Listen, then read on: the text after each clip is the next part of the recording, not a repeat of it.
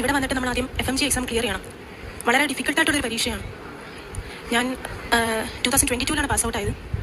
വീട്ടിൽ തന്നെ ഇരുന്ന് പഠിക്കുമായിരുന്നു. കോച്ചിങ് സെൻ്ററിലൊന്നും പോയിട്ടില്ല. ആദ്യം ഞാൻ എൻ്റെ ബുദ്ധിയിൽ ആശ്രയിച്ചു.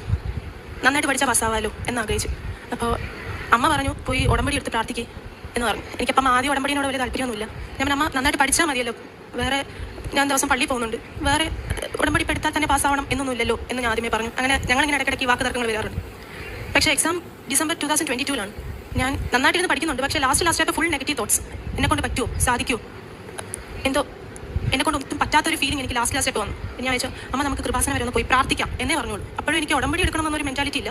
ഇവിടെ വന്ന് പ്രാർത്ഥിച്ച് മാതാവിൻ്റെ അടുത്ത് പ്രാർത്ഥിച്ചിട്ട് പോകാം എന്നേ വന്നുള്ളൂ. ഇവിടെ വന്ന് മാതാവിനോട് കണ്ണീരോടെ ഇരുന്ന് പ്രാർത്ഥിച്ചു. പെട്ടെന്ന് എനിക്ക് തോന്നി പോയി ഉടമ്പടി എടുക്കാം. അങ്ങനെ ഞാൻ പോയി മാതാവിൻ്റെ അടുത്ത് ഉടമ്പടി എടുത്തു. ഞാൻ എൻ്റെ മാക്സിമം എഫേർട്ട് ഇട്ട് പഠിച്ചു. എന്ന് രാവിലെ പള്ളിയിൽ പോയിരുന്നു, കുമ്പസാരിക്കും, മാതാവിൻ്റെ പ്രതീക്ഷീകരണ പ്രാർത്ഥന പഠിക്കും. അങ്ങനെ മാതാവിനെ കൂടെ നിർത്തി ഞാൻ എൻ്റെ മാക്സിമം എഫേർട്ട് ഇട്ടു. രാവിലെ പ്രാർത്ഥനയൊക്കെ ആയിട്ട് എക്സാം ഹാളിലോട്ട് ചെന്നു. എക്സാം ഹാളിൽ നിന്ന് ക്വസ്റ്റ്യൻ കണ്ടപ്പോൾ മൊത്തം ബ്ലാങ്ക്. ഒന്നും എൻ്റെ കണ്ണിലോട്ട് വരുന്നില്ല, മനസ്സിലോട്ട് വരുന്നില്ല. അങ്ങനെ മൊത്തം ബ്ലാങ്കായി പോയി.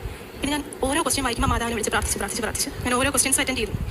എക്സാം കഴിഞ്ഞ് ഇറങ്ങി തിരിച്ച് വന്നപ്പോഴത്തേക്ക് ഞാൻ പറഞ്ഞു എനിക്ക് വലിയ പ്രതീക്ഷയൊന്നും ഇല്ല, കിട്ടില്ല എന്ന് തോന്നുന്നു.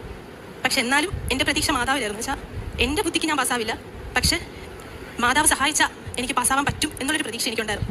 അങ്ങനെ ഒരു പ്രതീക്ഷയും നമുക്കറിയാലോ, ഒരു പരീക്ഷ കഴിഞ്ഞാൽ എനിക്ക് കിട്ടിയില്ലെങ്കിൽ എന്ത് ചെയ്യണം എന്നുള്ളൊരു മെൻറ്റാലിറ്റി എനിക്കുണ്ടായിരുന്നു. ഞാൻ ഐസിലൊരു കോച്ചിങ് സെൻ്ററൊക്കെ നോക്കി വെച്ചു പറഞ്ഞില്ല വീട്ടിൽ. പിന്നെ കോച്ചിങ് സെൻ്ററൊക്കെ നോക്കി വെച്ചു.